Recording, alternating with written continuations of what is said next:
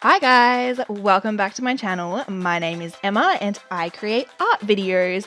So today, unfortunately, you don't get my beautiful face over like normal, just my voice over because I have had a lot to do lately and wanted to get an art video out for you of a creation that I only just recently created, and I am so pleased with the way that this art did turn out.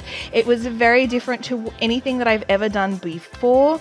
A lot of the time my paintings and drawings are very structured, and they are not abstract or imaginative, I guess, in any sort of way. So this is very different for me. I did use a reference picture to help me with the proportions and sizing, I suppose, but the overall outcome was from my imagination, I suppose, where I wanted all of the colors and how them to mix and everything like that. So if you can't tell already, this is acrylic paint and I am painting an elephant. And if you have seen any of my videos before, you would know that this is very different for me, and I had so much fun doing this painting. Most of it is sped up by 4, so times 4. Some areas are part times 2, like this bit, and I have left some bits in here in real time so you can see how slowly I do paint. This was quite a large canvas and it was very spare of the moment. I kind of decided that I wanted to do a painting and I wanted it to be very artistic, so this is what I went with. The acrylics, I actually thought that I had more acrylic paint in my cupboard, but turns out that I don't. A lot of my paints had either turned bad because they were in like metal tubing and the tubing had cracked or something like that. So I had a very limited color selection to play with. I had yellow, blue, red, which is fantastic because with those colors you can make pretty much anything, and I had a cream and sort of a charcoal black. So it wasn't the blackest of blacks, which probably worked well in this case because I didn't really want it too dark anyway.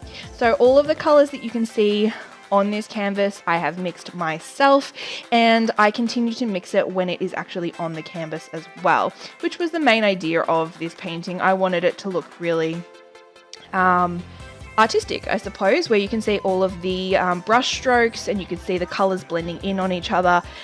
Just something really different, which I think I accomplished quite well.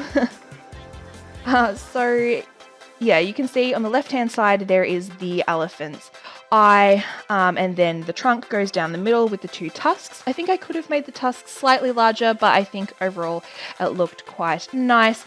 And then I go in and just create a few floral type images on each side. I kind of created a big flower on the top right hand side, and you can see me doing a little one on the left. Now I did a sort of a rose, and then you'll see a little bit later on I add in some leaves as well. A lot of my artwork recently that I've been doodling and drawing has been sort of nature inspired. I don't know, I want to perfect my characters and my people and anatomy and everything like that, but I have been quite inspired by nature and by animals and everything, and it's not something that I do a lot of, so what better time to try it out than the present? So that's what I've been doing, and a lot of it you may not see because it might just be in my sketchbook, but there is more to come, so don't worry about that.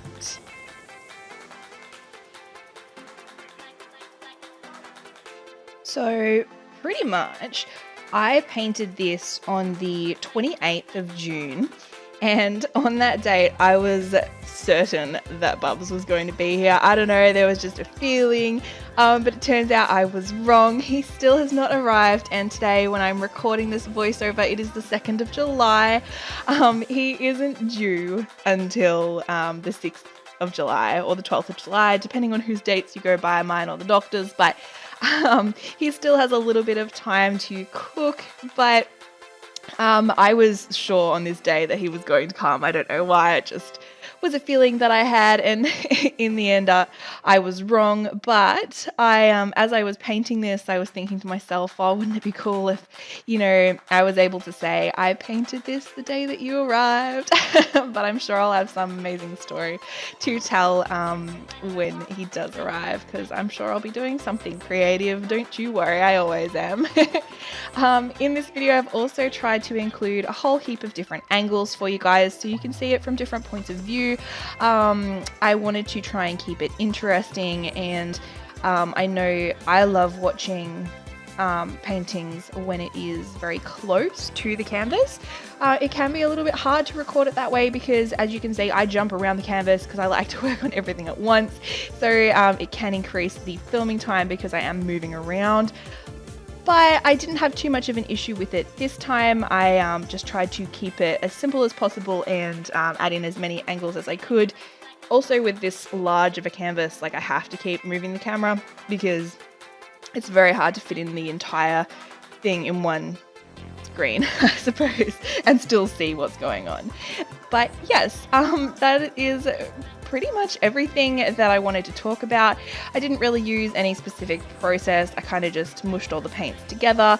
I've used a couple of different types of brushes. As I said, the paint is acrylic, and yeah, that's kind of everything.